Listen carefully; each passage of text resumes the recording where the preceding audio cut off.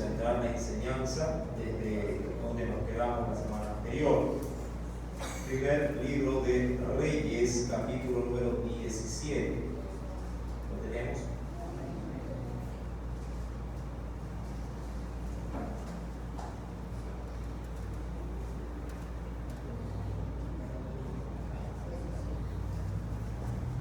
Y leemos la palabra del Señor, lo hacemos en el nombre del Padre, del Hijo y del Espíritu Santo. Vino luego a él palabra de Jehová diciendo, verso número 9, léalo por favor.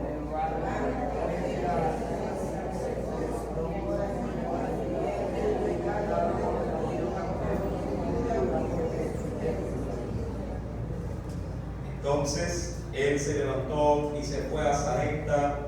Y cuando llegó a la puerta de la ciudad, he aquí una mujer viuda que estaba allí recogiendo leña. Y él la llamó y le dijo: te ruego que me traigas un poco de agua en un vaso para que beba. Verso 11, léalo por favor.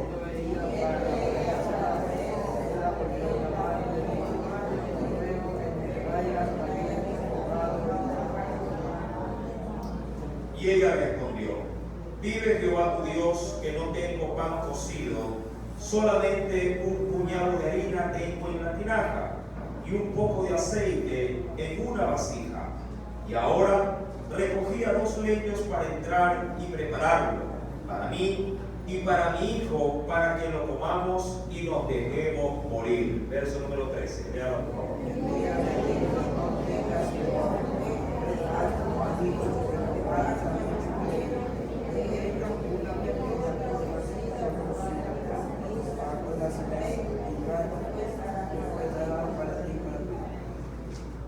Versículo número 15. Entonces ella fue, 14, porque Jehová Dios de Israel ha dicho así: la harina de la tinaja no escaseará, ni el aceite de la vasija disminuirá, hasta el día en que Jehová haga llover sobre la faz de la tierra. ¿Sí? Versículo número 15.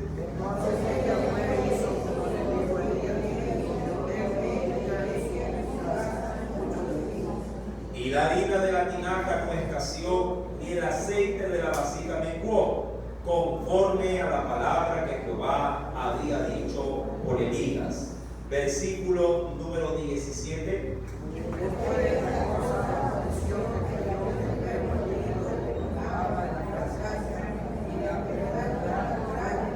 Que no quedó sin aliento. Si hasta ahí vamos a dar lectura a la palabra, verso número 17. Vamos a inclinar nuestro rostro, hagamos una breve oración para, a partir de esa porción bíblica, tener la enseñanza de esta noche. Amado Dios y buen Padre Celestial, agradecidos, Padre, siempre estamos porque nos traes siempre, Dios, una palabra cada día, Señor, en el que nos das el privilegio de podernos congregar. Ayúdanos en este tiempo, en esta preciosísima noche, Dios, poder ver a través de la Escritura todo aquello que tú tengas, Señor, reservado para nosotros. Señor, en esta hora, permite que nuestro corazón, nuestros pensamientos, nuestro ser, Señor amado, todo Él pueda llenarse, Padre amado, Señor, oh Dios, de tu gracia y de tu gran misericordia. Ministra nuestras vidas como solo usted lo puede y lo sabe hacer, Señor. Ayúdanos a poder ver a través de las Sagradas Escrituras lo que, oh Dios amado, nuestra alma, Padre, está, Padre, en ti queriendo recibir. Toma mis pensamientos, Señor, todo aquello que pueda distraerme, todo aquello que pueda empañar, Señor, mi concentración para contigo. Si he venido a este lugar es porque necesito ser de ti, Señor amado, ministrado. Por eso te suplico, Señor, que me ayudes para que todo mi ser, mi cuerpo, mi alma, mi espíritu, todo mi ser, Señor amado, se pueda compenetrar contigo en este momento.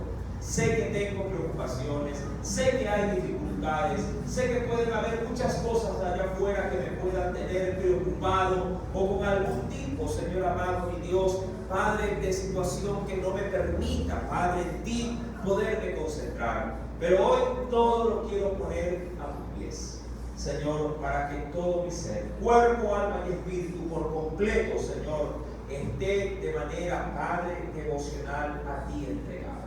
En el nombre de Jesús, Señor, gracias por todo ello. Y a ti gloria, honra y poder. En el dulce nombre de Jesús. Amén y amén. Continuando con el capítulo número 17, del cual se analizó el día viernes anterior, respecto de toda esta primera parte dentro del servicio que le rinde un profeta a su Dios llamado Elías.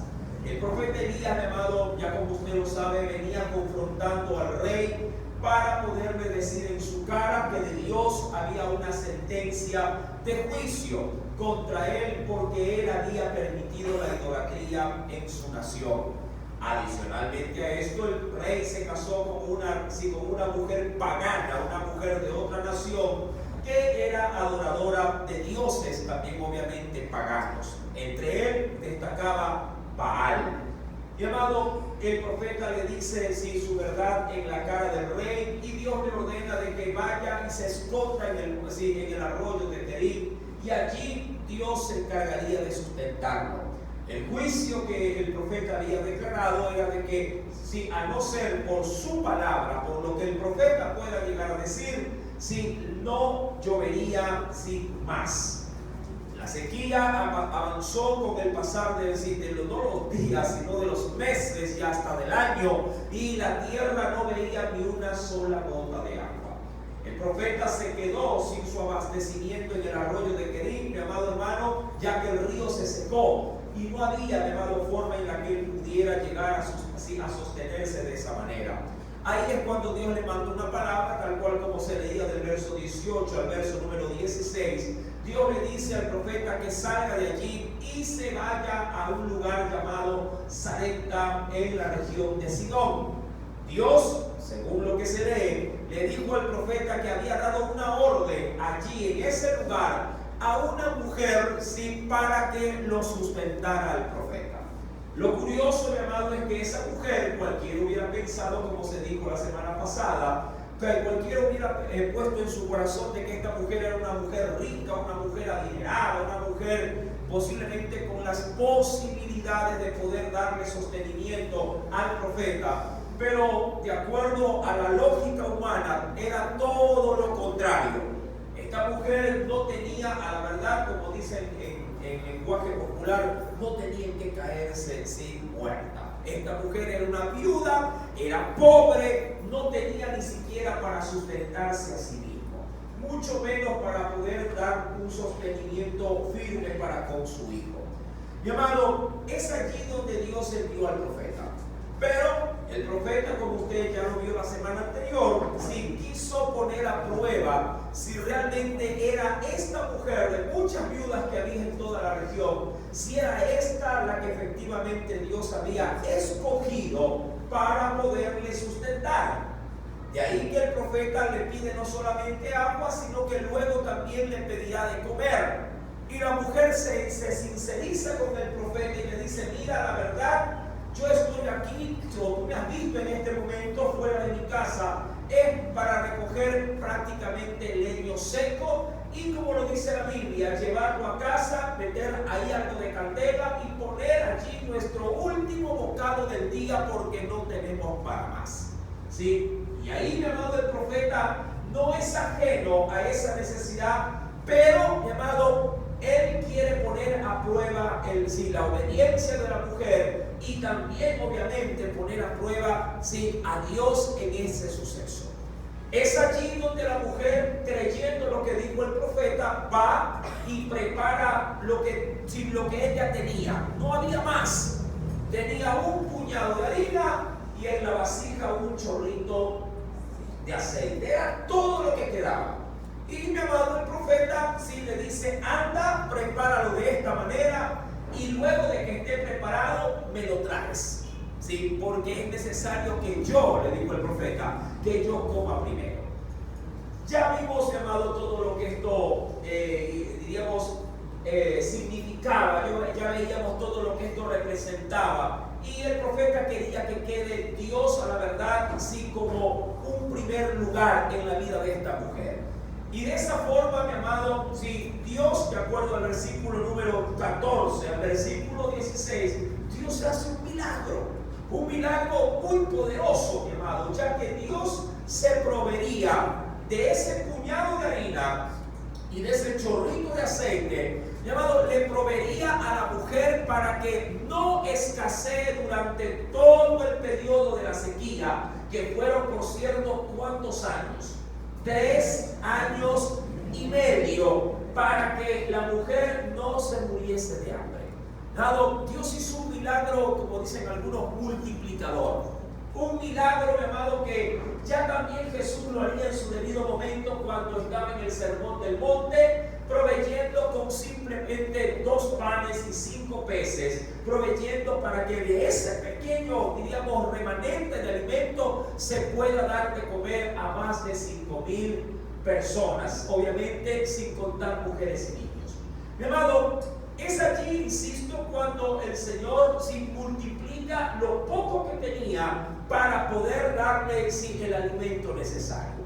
Pero algo curioso ocurre, mi amado, luego de que hemos podido contemplar esta maravilla de ver en la mesa de esta mujer pan y aceite para todo el periodo de la sequía. Ya cuando vamos al verso 17, si me acompaña nuevamente, porque aquí es donde vamos a concentrar la enseñanza de esta noche. Dice la Escritura, después de estas cosas, después de estas cosas, es decir, que el tiempo pasó. Entendemos, mi amado, que el periodo de la sequía duró 3 años y medio. Y cuando se dice después de estas cosas, se está hablando después de que el rey fue avisado por Elías, después de que el milagro de la multiplicación de la harina y el aceite se estaba llevando a cabo, y después de un periodo de tiempo, algo ocurrió en la casa de la viuda. Posiblemente, mi amado, creo yo que Dios mismo queriendo hacer notorio no solamente su poder, sino también queriendo, mi amado, darle a Elías, a la viuda, una enseñanza. Mira que esta semana que hemos empezado a estudiar la Escritura, en el día miércoles, yo no sé si usted vino el libro del día miércoles, la mayoría creo que sí, se dio, mi amado, un tema preciosísimo respecto de que hay momentos en los que Dios mismo permite que estemos experimentando guerras, y cuando el único camino para poder, hacer la voluntad de Dios es la guerra, cuando la guerra es inevitable. Dios va a permitir algo especial en medio de ese hogar. La Biblia dice que después de estas cosas aconteció, ¿qué cosa? Que cayó enfermo, dice allí, el hijo del ama de la casa.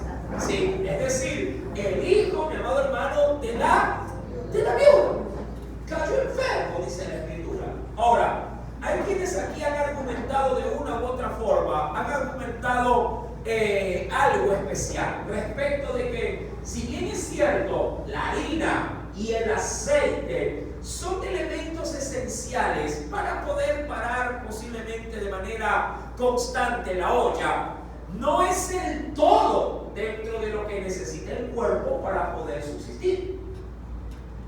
Usted, a ver, queriéndolo ver de otra forma, usted, amado, con aceite y harina de trigo, ¿qué podría hacer de comer? Si solo fuese de ese su alimento. Tortillitas de harina, a pasar por ahí y el aceite como para poner a freír. ¿Qué más haría?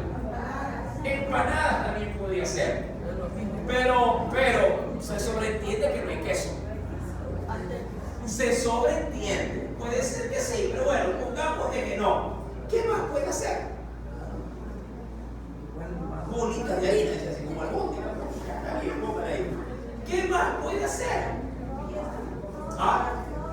Si de pronto algo de habilidad hay, posiblemente hasta pan, posiblemente una sopa de harina con aceite, una harina.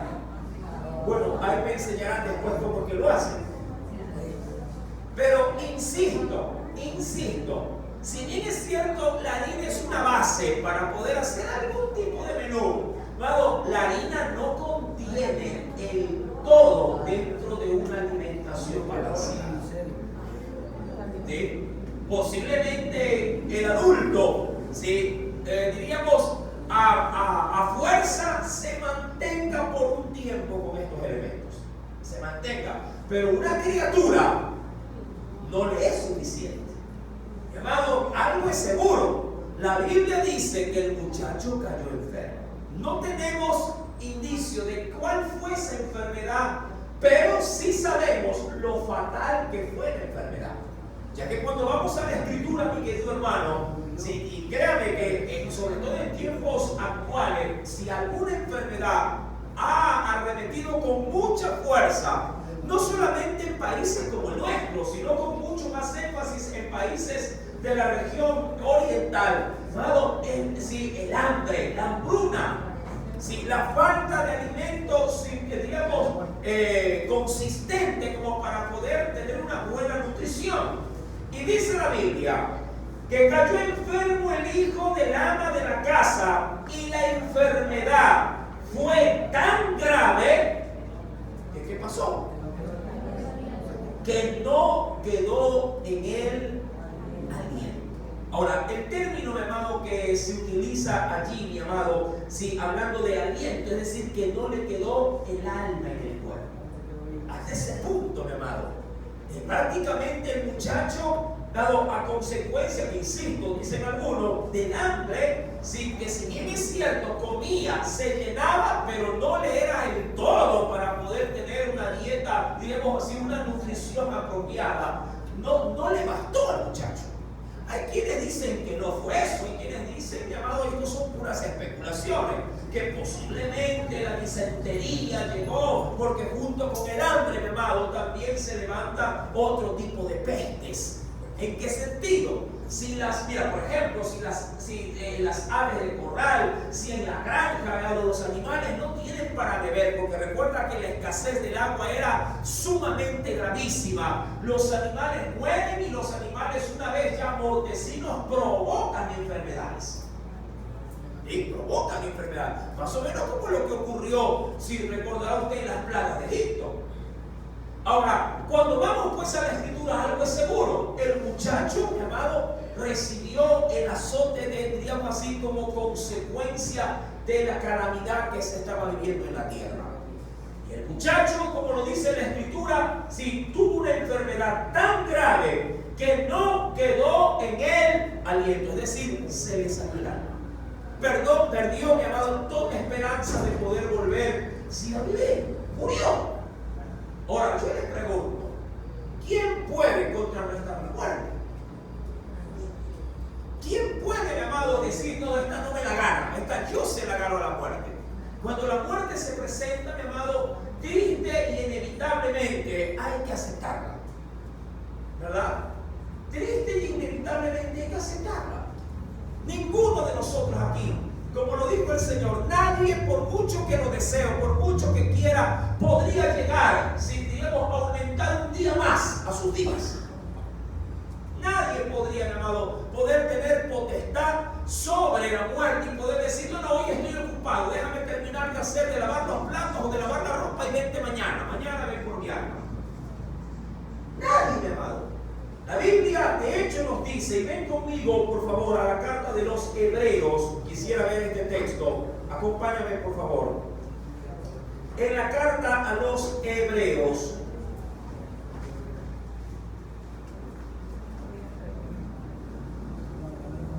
tenemos carta, sí, a los Hebreos, en el capítulo número 9.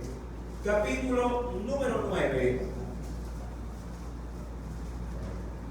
Dice el Señor, versículo número 27. Verso número 27. ¿Qué nos dice el Señor aquí? Y de la manera que está establecido para los hombres, hablando de la raza humana, que mueran una sola vez, y luego de ese suceso tan trágico, ¿A dónde quedamos expuestos? Dice aquí, y después de esto, ¿qué vendrá? Como para poder dar cuenta a Dios de todo lo que hemos hecho en vida. Pero ha sido establecido por el Señor la muerte para los hombres, salvo que Cristo venga primero y no te permita, diríamos, pasar como se predicaba el día de hoy a un velorio donde fuimos, sí, salvo que Dios te permita, mi amado, sí, participar del arrebatamiento de la iglesia. Y claro, estando en ese listado en el que Dios quiere redimir. Ahora bien, cuando vamos al capítulo número 17, versículo número 18, es notorio, es más que entendible, ¿qué cosa? La reacción ¿de quién? De la mujer. Es más que entendible. ¿Qué dice, mi amado? Versículo 18, la escritura. Y ella inmediatamente, ¿qué hizo? Le dijo a Elías: ¿qué tengo yo contigo, varón de Dios? ¿Sí? ¿Qué tengo yo contigo, varón de Dios? Has venido a mí. ¿Qué le dice ella? Has venido a mí para traer memoria de mis iniquidades, y para hacer morir, ¿a quién, mi amado? A mi hijo. Ahora, aquí hay algo, mi amado, que creo que es muy notorio de resaltar. Yo quisiera leer este texto de la traducción del lenguaje actual, solo como para darle un poquito más de sentido, ¿sí?, a las palabras de este texto en nuestro, diríamos, idioma un poquito más popular. La traducción del lenguaje actual dice del mismo pasaje lo siguiente: entonces la mujer le dijo a Elías: profeta, ¿qué tienes en mi contra? ¿Has venido a recordarme mis pecados y a castigarme con la muerte de mi hijo? Ahora, aquí hay, mi amado hermano, una gran verdad, o dos de hecho, hay ocultas en las palabras que hace sin referencia a la mujer. Primer punto, mi amado, la mujer es consciente, ojo, ella es consciente de su realidad espiritual. ¿Sí? ¿A qué me refiero? Si bien es cierto, Jesús mismo, cuando hizo una referencia, mi amado hermano, en el Nuevo Testamento, en los Evangelios, respecto de este mismo suceso del que se narra en Primera de Reyes, capítulo 17, cuando dijo que si bien es cierto, había muchas viudas en Israel, Dios quiso y prefirió enviar a su siervo no a una viuda israelita, sino a una viuda extranjera, la cual se encontraba en la región de Sarepta de Sidón. Pero también es bien cierto que esa viuda extranjera, como una mujer desconocedora de la fe del pueblo judío, había vivido su vida como vive cualquier tipo de mujer pagana. Y me refiero, amado, al paganismo de la idolatría. La región de Sidón, amado, era una región, a la verdad, mi querido hermano, sí, de gran idolatría. En la región, de hecho, se adoraba a Baal. Así como también, llamado, la mujer de Acab, que era Jezabel, que venía también de una región de Tiro, mi amado, sí, también era pagana y era adoradora también de Baal. Pero esa mujer, mi amado, hablando de la viuda, alcanzó la gracia de Dios para recibir al profeta. Yo quiero que esto quede de una u otra forma un poquito más acentuado en esta noche para la enseñanza. ¿Qué es lo que quiero decir? Si bien es cierto, mi amado, Dios es bueno y Él en su bondad hace salir el sol sobre buenos y malos, sobre justos y sobre injustos, eso no implica que Dios tenga algo en nuestra contra cuando vivimos desordenadamente. ¿Qué es lo que quiero decir? Si tú vives en pecado, si tú sabes de hecho cómo estás viviendo, si te dedicas a libar, te dedicas a la parranda, te dedicas a la vida bohemia, te dedicas, mi amado hermano, a vivir una vida, diríamos, ajena a lo espiritual, El hecho de que Dios te dé café, almuerzo y merienda no significa que Dios está aceptando tu estilo de vida. El hecho de que tus hijos, diría cualquiera, a nadie en casa le ha caído COVID. Bien por ti, pero eso no significa que Dios está aplaudiendo o aprobando tus caminos. El hecho de que en casa todo el mundo tenga un empleo no significa que Dios ha aceptado el estilo de vida de los integrantes de esa casa. No confundas las misericordias dadas por Dios a los hombres con la voluntad que los hombres deben de ejercer para agradar a ese Dios. La viuda posiblemente, no lo dice el texto bíblico, pero posiblemente la viuda, si al parecer como que haya aceptado o haya, no lo sé, lo haya percibido al profeta en su casa con la bendición que vino sobre ella, de pronto lo vio como un merecimiento. De pronto lo vio como algo que ella de Dios debía de recibir. Provisión, ayuda en tiempo de aflicción, en tiempo de sequía.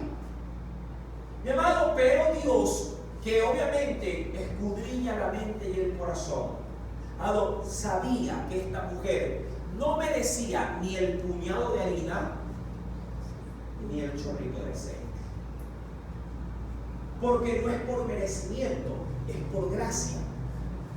Pero para que la gracia sea gracia, ojo, para que la gracia de Dios sea considerada como gracia, como favor inmerecido, el hombre por ello debe de alinearse conforme a esa gracia otorgada.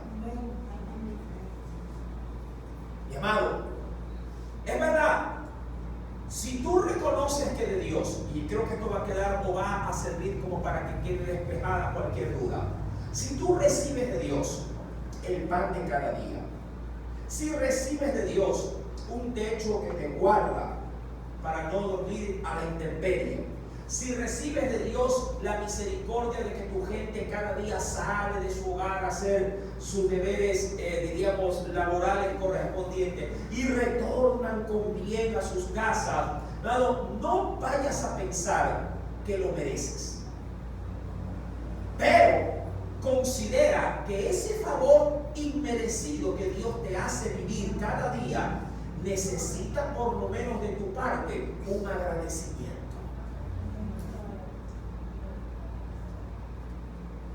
La mujer tiene al profeta en su casa, y mientras el profeta está allí está también la bendición de Dios.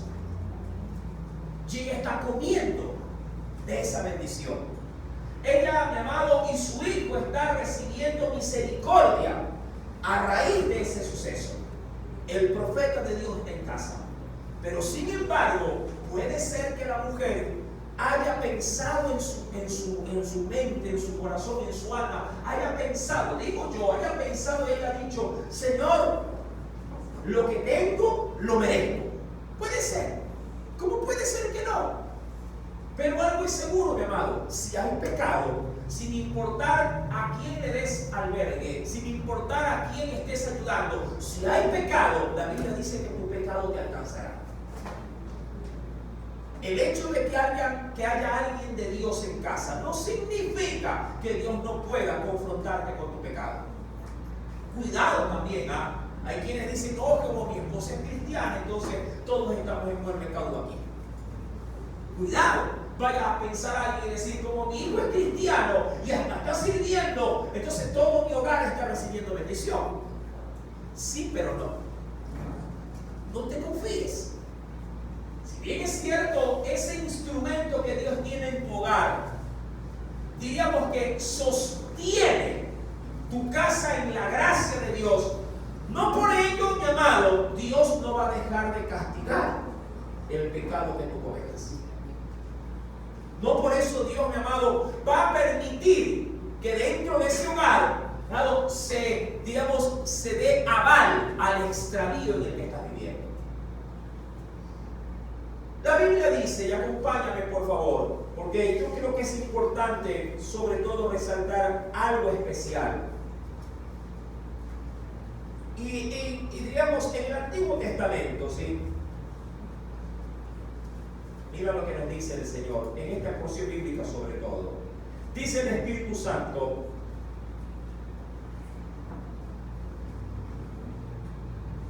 en Números capítulo 14,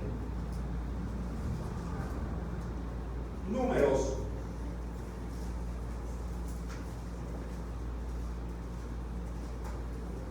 capítulo número 14, busca por favor el versículo número 18, verso número 18.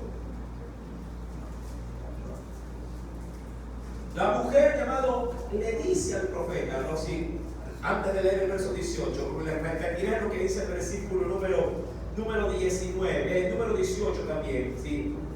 Primera de Reyes 17, 18 leeré yo, usted busque el número 14, 18, ¿sí? Ahí manténgase. Ella le dice a Elías, ¿qué tengo yo contigo, varón de Dios? Lo leeré más bien de la traducción del lenguaje actual. La mujer le dijo a Elías, profeta, ¿qué tienes en mi contra? ¿Has venido a recordarme mis pecados y a castigarme con la muerte de mi hijo? Dicho de otra forma, yo sé que he vivido una vida desbaratada y que de Dios no he buscado para pedirle perdón. Y que lo que estoy experimentando en este momento con la partida de mi hijo puede ser un justo juicio de Dios para mí. ¿Has venido a eso acaso? Y dice Números capítulo 14, verso 18, y ponga el asunto a esto: Jehová es tardo para la ira. ¿Lo tiene? Es decir, que cuando de cólera se quiere, digamos, resaltar de Dios, Dios es tardo. Dios es muy pasivo, muy paciente, pero grande en misericordia, que perdona la iniquidad y la rebelión, aunque de ningún modo, ojo con esto, aunque de ningún modo tendrá por inocente al culpable. Ahí quiero llegar, hasta ahí quiero quedar. ¿Sí? Yo sé que más adelante hay algo que lo voy a volver a leer ya mismo, pero quiero resaltar esto. Es verdad, Dios, mi amado hermano, es muy misericordioso y es muy lento a la hora de querer castigarnos. Él siempre irá por la vía más larga antes de que nos caiga el hachazo. Como cuando una mamita condescendiente, de pronto revestida de paciencia, le dice a su muchacho que está constantemente en desobediencia o en rebeldía: mira, no me hables así, no me busques, mira que si esto y mira lo otro y te voy a dar, mira, y así lo tiene. ¿Verdad que así lo tiene ese muchacho? Te voy a dar, mira, y le da larga, y el muchacho ese que se le burla, mentira, tú no haces nada, mira que, pero llegará un momento en que usted dice: hasta aquí me vino la costumbre. Y puede ser hasta una tontería lo que haga. Y usted dice: ahora se las cobro todas, toditas se las cobro. ¿Verdad? Y lo guinda como piñata y ahora sí. Y le da lo suyo. Claro, Dios es muy lento para eso. Dios es bien demorado para eso. Pero cuando Dios nos agarra, mi amado, ¿quién lo va a soltar de sus manos? La mujer sabe que, ojo, ella ha sido una mujer pecadora. La Biblia no me dice cuáles eran sus pecados y tampoco no nos amerita a nosotros saberlo. Pero ella sí es consciente, por lo que dice al profeta, de que ella, ojo, ella está apartada, en el sentido de que está viviendo fuera de la gracia de Dios. Y también entiende, esta es la segunda verdad, que ese Dios, aun cuando ella no lo ha logrado intimar, no lo ha llegado a conocer, ella sí tiene conocimiento, por lo menos algo de Dios, al decirle: yo sé que has venido a castigarme, sí, haciendo que mi hijo sufra las consecuencias. Mi hijo. Y esto sí se ajusta a lo que dice Números capítulo 14, verso 18 en su segunda parte.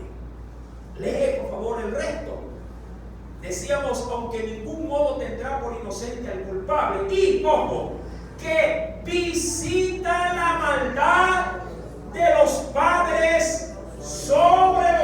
hijos hasta los terceros y hasta los cuartos, hablando no del tercero y cuarto hijo, sino hasta la tercera y cuarta generación. Es decir, puede Dios bien castigar a hijos, nietos, bisnietos y hasta tataranietos. Mira, tremendo, ¿ah? Y posiblemente dirán, pero hermano, ¿y acaso Dios no dice que el alma que pecar esa es la que muere y que el pecado del padre no lo llevará el hijo? Sí, es verdad, siempre y cuando los hijos no repliquen tus pecados. Pero si el hijo replica tu pecado, él lo agrava en su corazón. Y si el nieto, mi amado, replica el pecado del hijo, ¿verdad?, alcanzará también el castigo. Mi amado, vueltos a Primera de Reyes, la mujer, insisto, le hace saber estas dos grandes verdades. Has venido a mí para traer a memoria mis iniquidades. Ahora, hay algo importante. Puede ser, y yo no digo que no, que esta mujer, mientras el profeta estuvo en casa, siendo objeto de bendición de parte del Señor a través de ese siervo en el hogar de la viuda, puede ser que en esa temporada la mujer se mantuvo a raya de su vida loca. No lo sé. Insisto, la Biblia no me da indicio de qué tan de pronto desproporcionada estuvo su mal. Pero sin embargo, puede ser que la mujer, mientras el profeta estuvo ahí, ella mantuvo freno a su desenfreno. Sin embargo, insisto, pecado no confesado es pecado no perdonado. ¿Sí? Ven conmigo a la Biblia, por favor. Quisiera ver algo especial. Dice, sí, y acompáñame el libro de los Salmos. Quisiera ver algo especial allí. Sí, acompáñame por favor al Salmo capítulo 32 y recuerda lo que te dije. Pecado no confesado es pecado no perdonado. En Salmo capítulo 32, ¿listo? Bien. Si alguien experimentó esto en su vida fue David. Capítulo 32, verso número 2 al 3. ¿Lo tenemos? Dice el Señor allí: bienaventurado o muy bendecido o muy favorecido el hombre a quien Jehová no culpa de pecado o de iniquidad, y en cuyo espíritu, hablando del espíritu del hombre o del alma del hombre, no hay engaño. Verso número 3, aquí resalto esto. ¿Qué dijo el salmista? Mientras callé. Es decir, mientras no confesé mi pecado, mientras lo aguardé para mí y no se lo manifesté al Señor para que me lo perdone, mientras callé, se envejecieron mis huesos en mi gemir todo el día. Es lo que yo llamo como un ataque constante de puro remordimiento. No confundas el hecho de que tengas dolor por una mala acción. Si ese dolor no te conduce al arrepentimiento de tu falta, mi amado, simplemente es eso, remordimiento, no es arrepentimiento. Hay mucha gente que solo puede llegar a sentir por su pecado culpabilidad. Ay, me siento mal de haberme estafado, me siento mal de haberme metido, como dicen por ahí, gato por liebre, me siento mal de haberme cogido tal cosa. Sí, pero el ladrón puede decir lo mismo. Uy, me siento mal de haberme robado el celular, pero no se lo devuelvo. El arrepentimiento tiene que conllevar, sí, una restitución al daño. Si usted causó o fue objeto de pronto de haber infringido de parte de su Dios, sus mandamientos contra su prójimo, nuestra obligación es enmendar el daño causado. Y si hay cosas que no se pueden enmendar, por lo menos ir a pedir perdón. Si usted no confiesa su pecado y se aparta, obviamente que no puede alcanzar misericordia. Eso es lo que dice también el Señor, llevado en su palabra. Ya que cuando vamos a la Escritura, acompáñame por favor, mira también lo que nos dice el Señor. Dice el Espíritu Santo: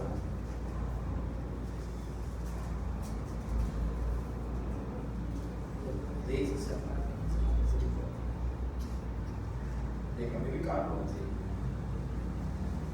En Proverbios capítulo número 28,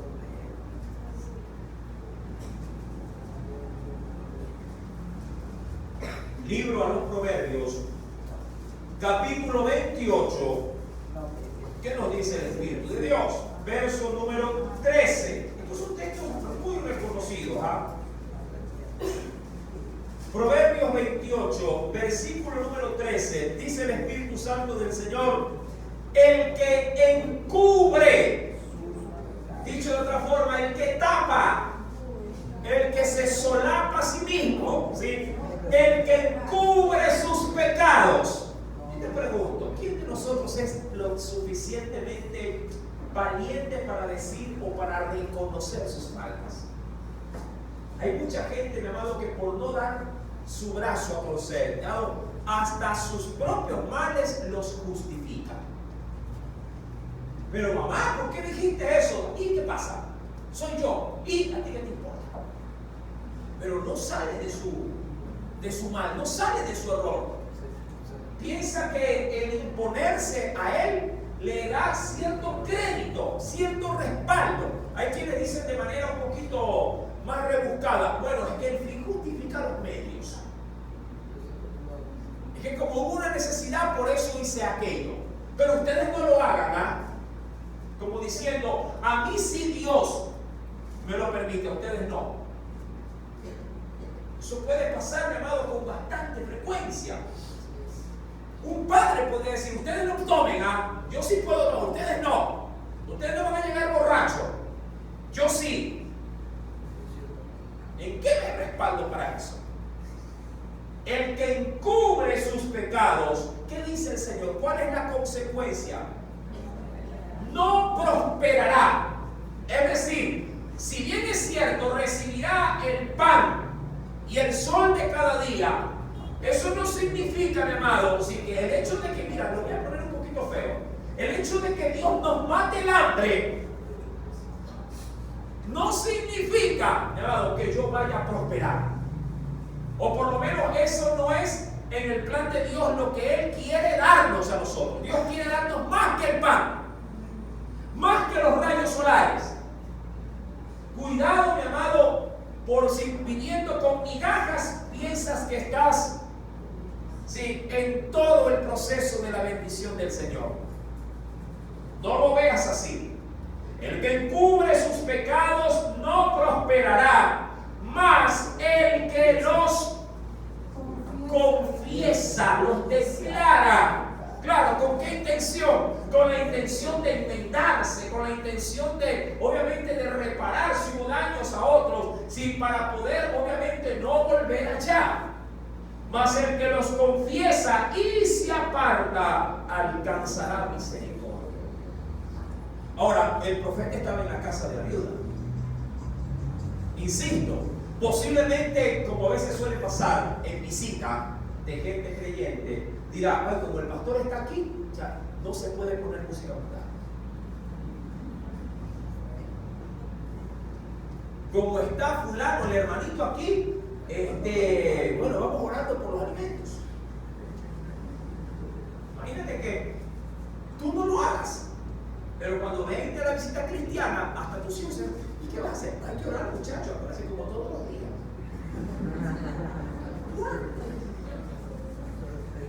¿Cuándo? No. ¿A quién quieres engañar? ¿A quién quieres engañar? ¿Al pastor, al hermano? Al hermano puedes engañar, pero a quién no vas a engañar es a Dios.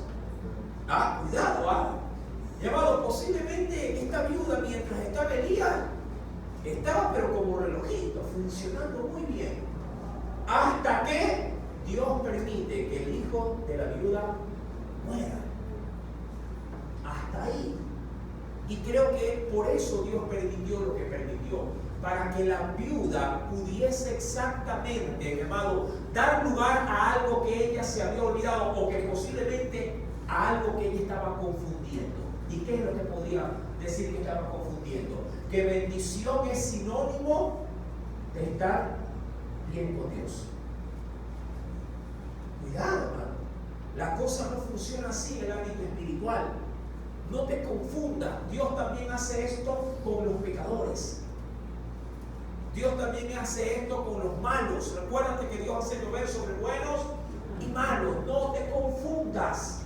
Si Dios en algo, hermano, te ha mantenido, te ha sostenido, no significa que estás siendo de Dios aplaudido por tu forma de vivir.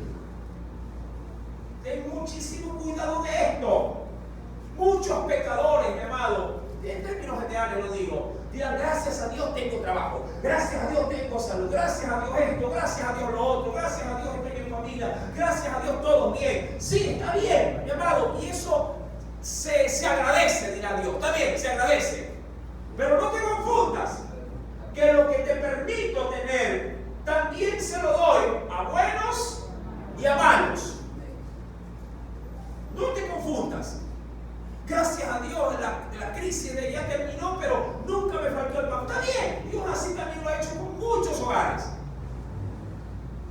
Pero eso no implica de que Dios esté dándote un visto bueno, diciendo: bien, hijo, así me gusta que vivas. No, no, no. Cuidado. Cuidado, mi amado hermano. ¿Sí? Hombres inicuos y perversos también, si diríamos, viven en holgura, viven en felicidad, entre comillas digo. No te confundas. Mi amado, y ahí esta mujer, insisto, le dice al profeta: ¿qué tienes contra mí? Has venido a recordarme mis pecados y a castigarme con la muerte de mi hijo. Mi amado, hay quienes han dicho en esta porción bíblica algo que el texto no dice, pero que puede ser que esté implícito. Puede ser que el profeta, por lo que dice ella, no por lo que el profeta en este momento habla, sino por lo que ella declara, de que esta mujer, sí, yo no creo, eso sí, que el profeta Elías haya llegado a esa casa simplemente a que le maten el hambre. Yo no creo. Yo creo que este profeta estuvo ahí toda una temporada, y no debe haber estado de esta, no, todo el santo día. Esta es la comida. Si algo este profeta estuvo haciendo en casa de ella, es hablándole de Dios, predicándole del Señor, enseñándole a ella y al muchacho. ¿Verdad que sí? Claro, hermano. Y me imagino que la estadía del profeta fue de gran bendición respecto de que no solamente había harina y aceite, también había en ese hogar palabra de Dios. Pero también me imagino, como suele pasar, de que quienes oían esa palabra, hablando del hijo y hablando sobre todo de la mujer, no tuvo reacción alguna. Diría cualquiera: oye, predica bonito, Elías, oye, de verdad que el Señor te usa, pero ya es hora de comer, te sirvo y de vamos todos a dormir. Es decir, de una u otra forma, resistiendo. Como lo que pasa en tu casa, a veces con tus propios parientes, que tú les hablas de Dios, ¿verdad? ¿Quién no le habla de Dios en casa a los suyos? Un hijo a un padre, una madre a un hijo, un esposo a una esposa. Pero sin embargo, ya que te escuchan todo el día, no te votan porque eres parte de la familia. Ya estás ahí. Pero el hecho de que te estén oyendo no significa que estén compartiendo contigo lo espiritual. Nada más, solo te escuchen. Sí, está bien, está bien. Oye, Dios dice: sí, me gusta que me prediques. Sí, sigue predicando, sigue orando por mí. Eso es lo que dice la gente. Sigue orando por mí. ya llegará su tiempo. Sí, sí, claro, claro. Sí, sí, bonita esa historia. A mí también me gusta, sí, ya listo, y punto. Apagan la luz y se levantan tal cual como se levantan todos los días, haciendo de su vida como ellos quieren. El profeta está ahí, mi amado, una larga temporada. Y él, me imagino en Dios, que está haciendo lo que todo siervo de Dios sabe hacer. ¿Qué cosa? Luz en medio de las tinieblas. Sal de la tierra. Y cuando la mujer pronuncia estas palabras, insisto, está implícito de que esta mujer sí ha recibido no solamente un puñado de harina y un chorro de aceite, también ha recibido de la misma manera palabra de Dios a través de Elías. Entonces, versículo número 19, el profeta, mi amado, nos dice, versículo 19, él le dijo: dame acá tu hijo. Ahora, ¿por qué se lo pide? Ojo con esto. Parece mentira, hermano, pero el verso 18 está lleno de muchas cosas. Cuando la mujer le dice: has venido acá a recordarme mi pecado, a que mi hijo sufra las consecuencias, también está implícito algo. ¿Qué cosa? Que cuando ella ve a su hijo muerto, como suele pasar, creo yo, de manera natural, ¿qué crees tú que hizo en ese momento? Se humilló. Esa mujer ahí, como cualquiera de nosotros en periodo de prueba o en periodo de enfermedad. Porque eso sí, cuando vienen las crisis, mi amado, póngale usted el nombre que usted quiera: desempleo, enfermedad, separación, como usted lo quiera llamar. Cuando viene, ¿quién no se alinea con Dios en ese momento? ¿Quién no le dice: Señor, perdóname, Señor, ayúdame, Señor, auxilio? ¿Verdad que es así? Y el profeta le dice: dame acá tu hijo. Entonces, él, el profeta, ojo, hace algo que él no tenía que hacer. ¿Qué cosa, hermano? Lea el texto, la primera parte.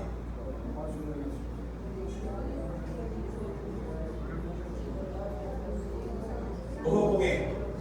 Él lo toma en sus brazos. Esto el profeta no debía de haberlo hecho, por una sencilla razón. El profeta, sobre todo este tipo de profetas, llamado, estaban consagrados a Dios y se le tenía como parte de su servicio de profeta el no contaminarse, ¿sí?, con un muerto. Hablando de tocar un muerto. No tenía que hacerlo. Pero él sabe que está en un lugar, por decirlo de alguna forma, donde Dios mismo lo ha llevado a romper las reglas. Porque lo llevó fuera de Israel. Y al llevarlo fuera de, obviamente el profeta tiene que adaptarse al entorno donde se encuentra. Es como cuando el Señor salió de Israel, por decirlo, de la zona de Jerusalén, y se fue a Gadara. Se fue a la región de los Gadarenos. Cuando el Señor pisó ya ese terreno, mi amado hermano, ese territorio, automáticamente rompió los moldes de la tradición propiamente judía y se internó en una tradición pagana. Por eso dicen algunos que el Señor permitió que esos espíritus que salieron del endemoniado vayan a parar ¿a dónde? A los cerdos. Mi amado, y el profeta le dice, versículo 19, dame acá tu hijo. Entonces él lo tomó en su regazo, es decir, que lo puso sobre sus piernas, y lo llevó luego al aposento donde él estaba, ¿sí? Y lo puso sobre su cama. Esto me da muchos detalles, mi amado. Primer punto, la viuda tenía lugar, ¿sí?, dentro de su casa. Por lo general las casas, mi amado, de la época eran salones, digamos así, abiertos, donde por medio de cortinaje se separaba todo. Pero en el caso de esta viuda, parecía que sí había tenido algo de dinero, pero había, por la escasez, había empobrecido. Y tenía un albergue para el profeta, una casa, o un dormitorio. Versículo 19, lo llevó al aposento donde él estaba, y lo puso sobre su cama. Y ahí, a solas, el profeta con el muchacho, la mujer quedó prácticamente fuera de esto. Clamando a Jehová, dijo. ¿Qué dijo? ¿Puedes leerlo, por favor?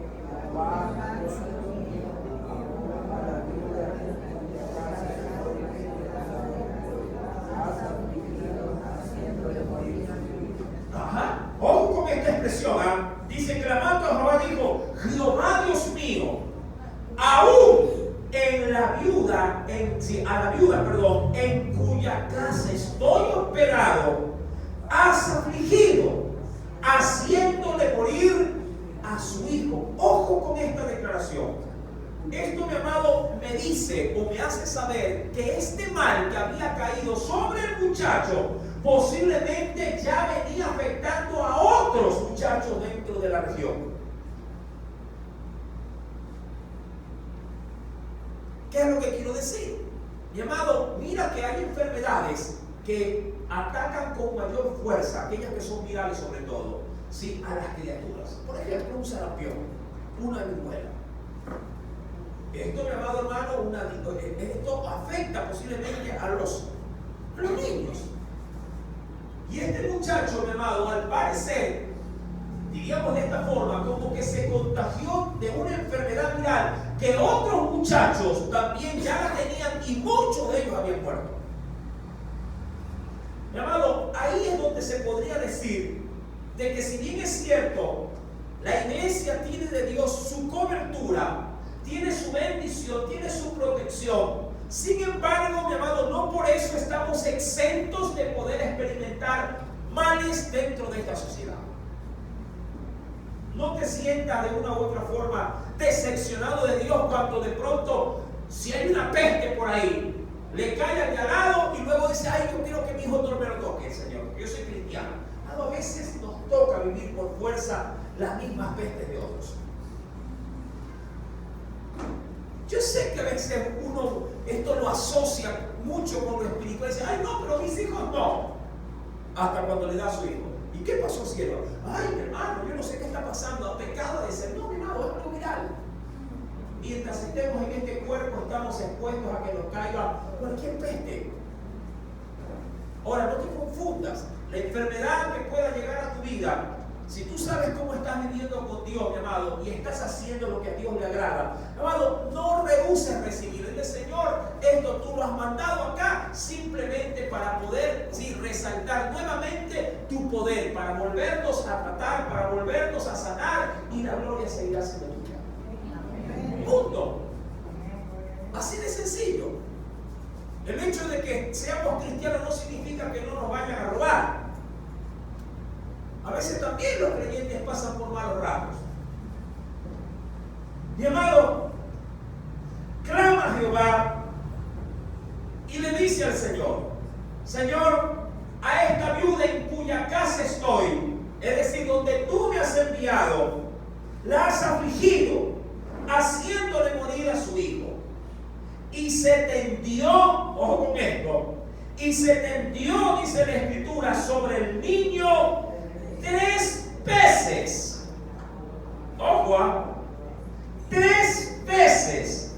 Y clamó a Jehová y dijo, Jehová, Dios mío, te ruego que hagas volver lo que había salido del niño. ¿Qué había salido?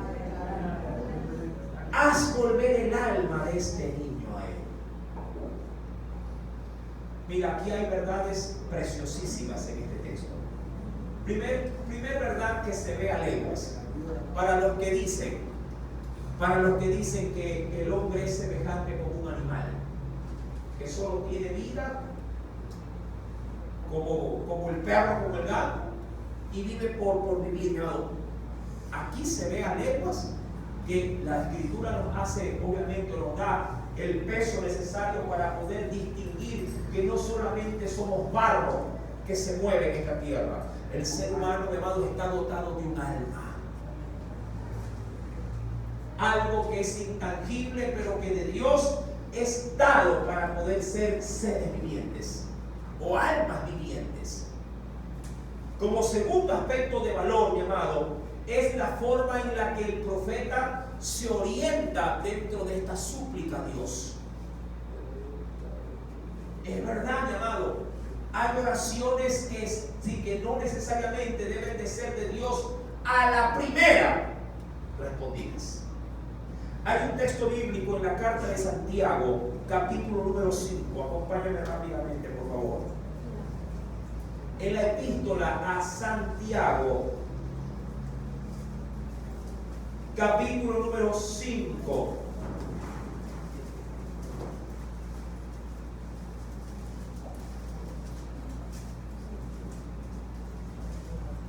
¿Sí? ¿Lo tienes, mi amado? Carta a Santiago, capítulo número 5, ¿sí? Versículo número 16. Quisiera resaltar de ese texto, obviamente, sobre todo la parte final de ese verso.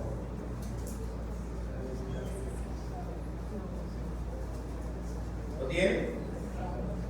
Y lo habla en función del entorno de lo que Elías ha experimentado. Dice el Señor, versículo número, sí, bueno, voy a leer el verso 15, ¿sí? La oración de fe, ¿lo tiene? La oración de fe salvará al enfermo. Ojo, salvará al enfermo. Primero lo salva, ¿sí? Y el Señor lo levantará. Y si hubiere cometido pecados, ¿qué ocurrirá? Le serán perdonados. Verso 16. Confesaos vuestras ofensas unos a otros y orad uno por otros para que seáis sanados. Y aquí resalto esta parte. La oración eficaz del justo puede mucho. No dice que puede todo, pero puede mucho.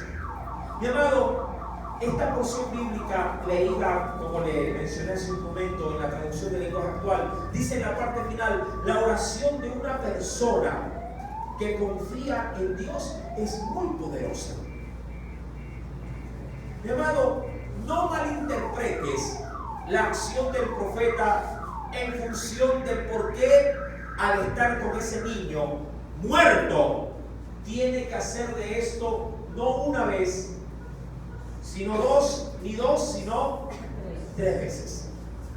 Diga cualquiera, ¿qué hermano? Que a la primera puede fallar, en la segunda, o como decimos nosotros, o la tercera vencida. ¿Cómo es la cosa?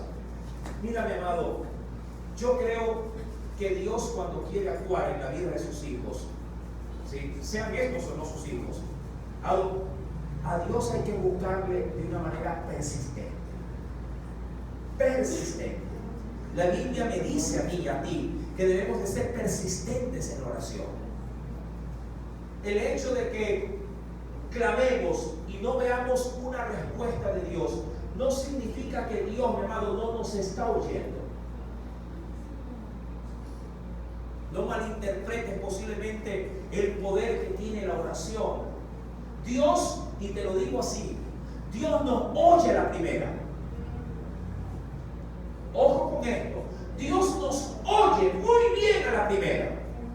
Pero Dios sabe cuándo y en qué momento responder a nuestras oraciones. Mira, digo de esta forma, y tú me vas a entender, sobre todo que tú que eres mamita de hogar. Cuando tu hijo te dice, mamá, tengo hambre, ¿cuántas le ponen el plato sobre la mesa? En ese preciso momento, va.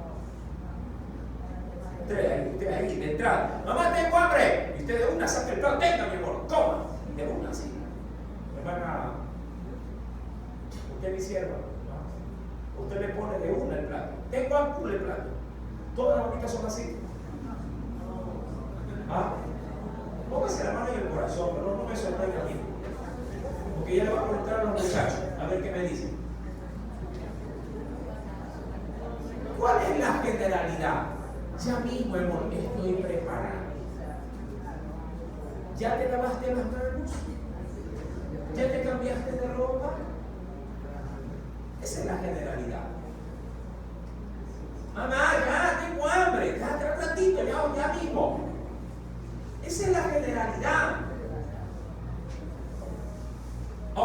hecho de que Él te lo haya dicho no significa que tú no lo has estado oyendo. Tú lo has escuchado y tú sabes que hay una necesidad. Pero tú sirves cuando estás preparado para servir. ¿Amén? Cuando estás preparado para servir. No cuando Él posiblemente, si en su afán de querer saciar y de querer alimentar aquel tripaje, si quiera obviamente ya ingerirlo, tú se lo das cuando está listo. No Él, sino lo que tú has preparado para Él. Así es Dios. Dios no nos da, mi amado, cuando nosotros estamos listos, sino cuando Dios ya lo ha terminado de preparar para nosotros. Esa es una gran diferencia, mi amado. A veces nosotros queremos en nuestro afán de que Dios nos responda de manera instantánea. Que si bien es cierto, a veces Dios ya tiene todo listo, que cuando inclusive antes de abrir la boca, Él ya nos lo da. Hay cosas que no es necesario ni siquiera de orarlo. Lo pensamos y el Señor nos lo sacia. Y cuando eso ocurre, nosotros decimos, ay Señor, tú hasta me enfrías en estas cosas, eres detallista. Pero cuando Dios ve que todavía lo que pides no está preparado, Dios dice, aguanta tu ratito, espera. Lo que va a venir vendrá, pero ten paciencia. ¿Qué padre no le ha dicho así a su hijo? Un ratito, mi amor, ya mismo. Pero mamá, es que tengo hambre. Es que si te lo sirvo en este momento, está crudo. Espérate. ¿Quieres comerlo crudo? ¿Quieres comerlo? No, pero bien rico. Ay, espera un rato. Como cuando él dice, está caliente. Primero hay que soplarlo. Y la misma mamá está. Para mandar al muchacho en el desayuno con la leche tibia. ¿Verdad que es así?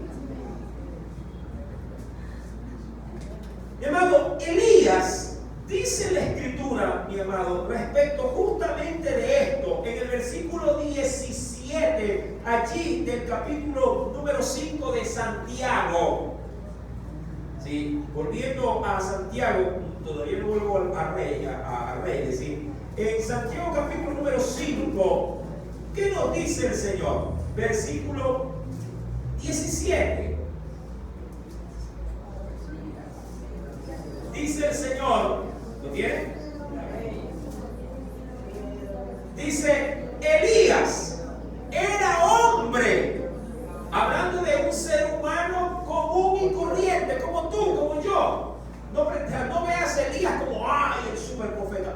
Hermano, si algo fue Elías, hablando de su gran jerarquía, fue, mi amado hermano, sí, para poder serlo, fue un hombre que se adiestró a sí mismo, como bien lo podríamos hacer nosotros. El Dios de Elías es tu Dios. Y la respuesta a sus oraciones también pueden ser las respuestas a las tuyas. ¿Sabes la única diferencia que tiene Elías de nosotros? Es que Elías posiblemente se determinó a buscarlo y nosotros todavía estamos pidiéndole a Dios que confirme para ver si lo busco o no lo busco. Y el que demora la obra de Dios en su vida no es Dios, somos nosotros. Si nosotros tuviéramos un poco más de determinación para buscar a Dios, hermano, viéramos al Dios de Elías en tiempos presentes.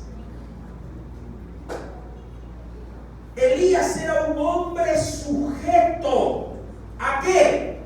A pasiones. Y no se refiere a las pasiones de concupiscencia, no. Se refiere, mi amado hermano, un hombre sujeto ¿a qué? Sujeto al estándar propio de todos los hombres. Un hombre que era frágil, un hombre que se emocionaba, un hombre que también caía en depresión. Un hombre, mi amado, que se contentaba cuando veía que las cosas salían bien, pero posiblemente que se enojaba cuando veían que las cosas se echaban a perder. Era un hombre muy, mi amado, muy afín a nosotros. Un hombre sujeto a pasiones. Y me encanta porque quisiera ver ese mismo texto en la versión que le digo. Dice, el profeta Elías era en todo igual a todos Me encanta esa parte. Un hombre igual a todos nosotros. Pero, ¿qué tenía Elías que lo hizo tan especial? Algo que podríamos tener nosotros, pero que nos cuesta. Oró fervientemente. Eso nos cuesta a nosotros. Eso. En eso somos diferentes de Elías. Que cuando él, mi amado, de Dios quería ver su gracia, este hombre no se privaba de darle a Dios el tiempo que fuera necesario para poder, ¿qué cosa? Sujetar su vida. Estaba sujeta a pasiones para ponerlas a los pies de su Dios. Cosa que a nosotros nos cuesta, hermano. A nosotros sí nos cuesta doblar el espíritu, doblegar el yo. ¿Por qué? Porque, primer punto, no hemos hecho de esto un hábito. Y por otro lado, queriéndolo resumir, llamado, es que a la verdad, esta carne, llamado, nos vence con gran facilidad. Nos vence. Nuestro espíritu decía, hoy me amanezco orando. Y la carne dice, tengo sueño, vengo cansado de trabajar. Cosa que apenas tocamos la cama, ¿verdad? Como digo yo, ¿no? Nos acostamos, Señor, en el nombre de Dios. Se murió ese cristiano. 3 horas más tarde, gracias, Señor, por este periodo de oración que tenemos.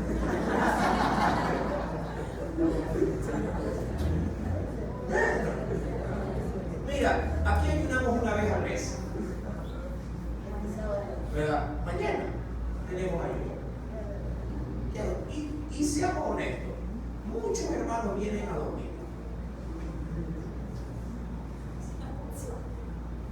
Se arrodillan, es como que se acurrucan. Y está el Señor. Y hablando. Clamando, no te roncando. No claro. Dice aquí, era igual a todos nosotros, pero le pidió a Dios con mucha confianza que no lloviera. Y durante 3 años y medio no llovió sobre la tierra. Hay quienes han dicho que la sequía que vino sobre Israel esos 3 años y medio se debió a un sentir, ojo, a un sentir de Elías.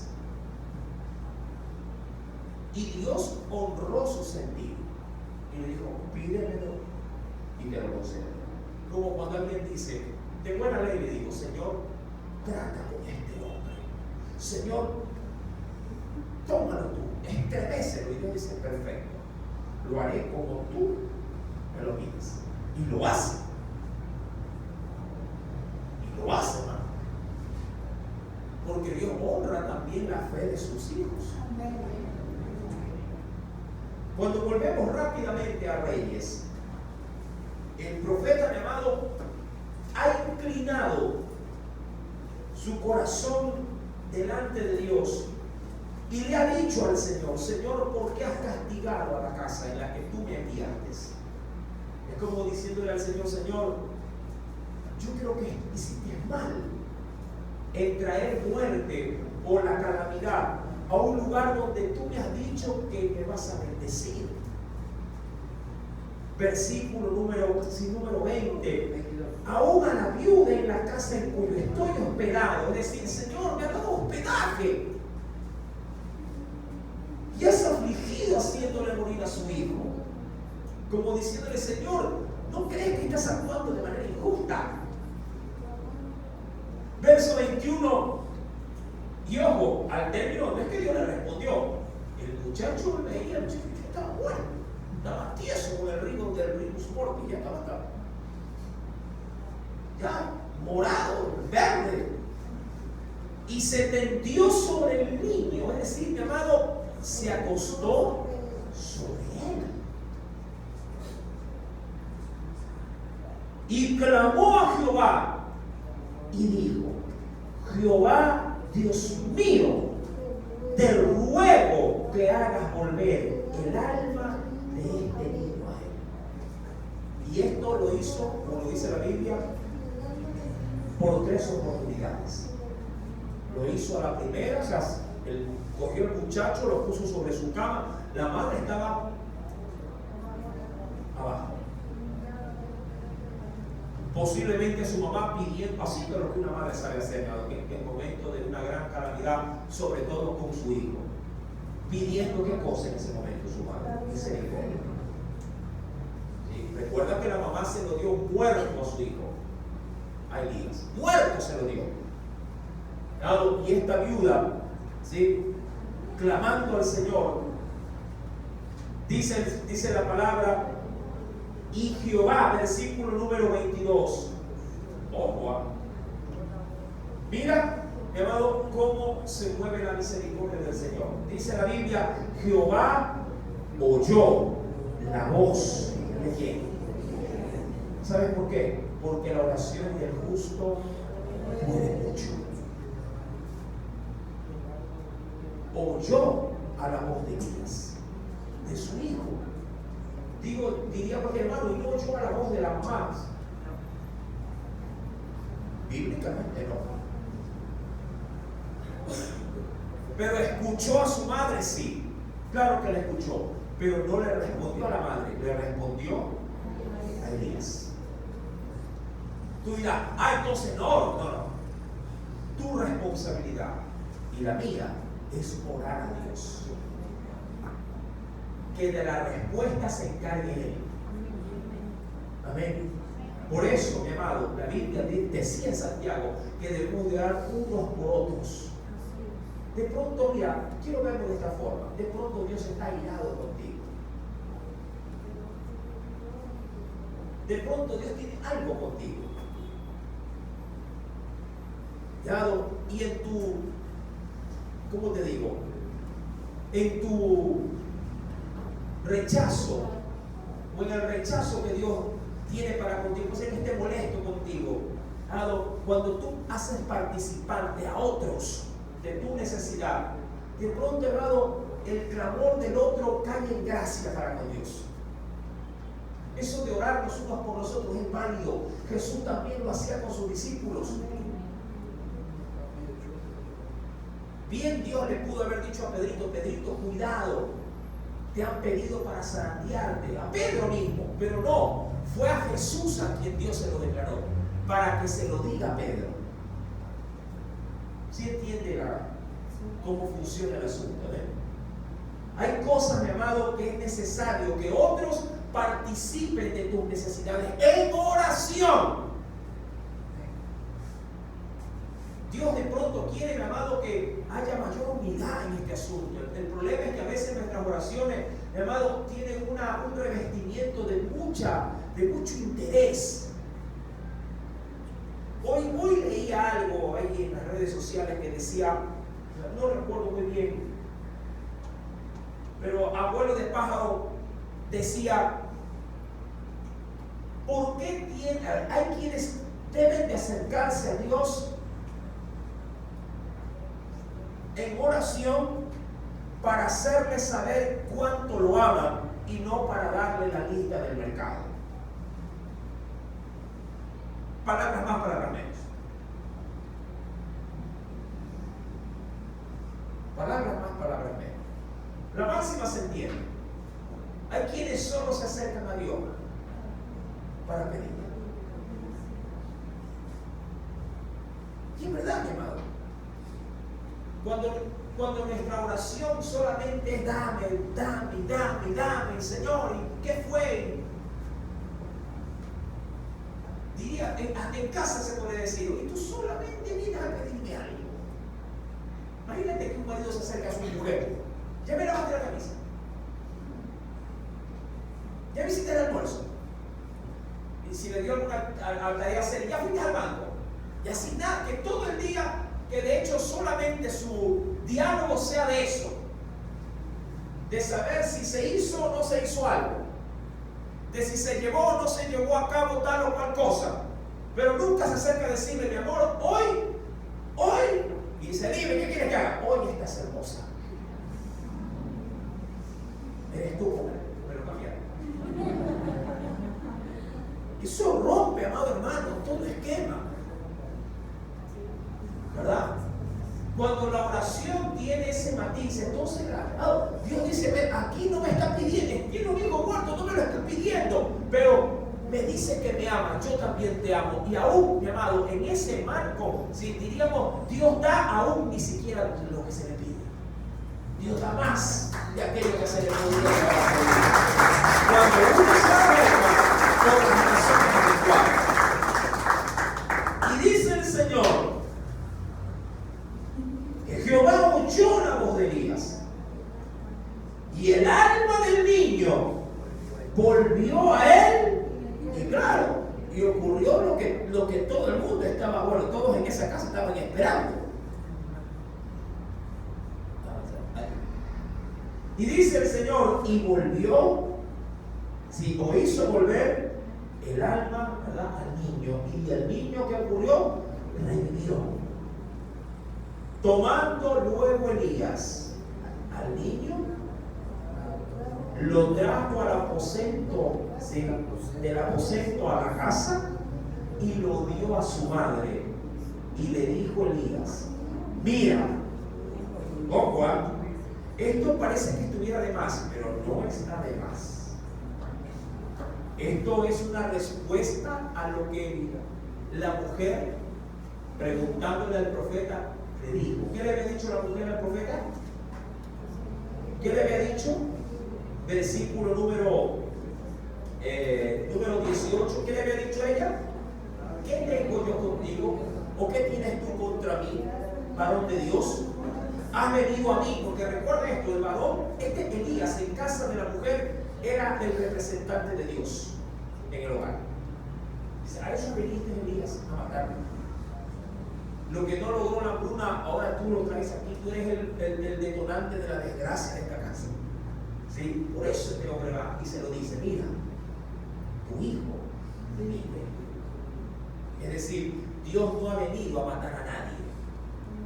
Dios ha venido a poner a prueba la fe de esta casa. Amén. Así también Dios quiere, amado hermano, poner a prueba la fe de tu hogar, de tu matrimonio, ¿sí?, de tu familia, amado. No, amado, no rehuses el trato que Dios quiera tener contigo. Afírmate en Dios.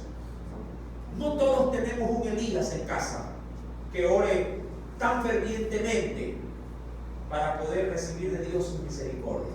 Pero todos quienes conocen del Señor tienen a alguien más poderoso que Elías, al gran intercesor de nuestra vida, dado a Cristo Jesús, a su Santísimo Espíritu. Ahí tenemos algo que confiar. Amén. Dice, Señor, yo sé que tu oración no llega al techo, pero a ti, mi Padre Celestial, te oye y escudriña lo más profundo de tu corazón. Llega mi oración, Señor, y ayúdate. ¡Dame una mano! ¡Aleluya! Dios es bueno y para siempre su misericordia. Oremos a Dios. Padre Celestial, muchas gracias por todo lo que nos has permitido en este momento recibir de ti.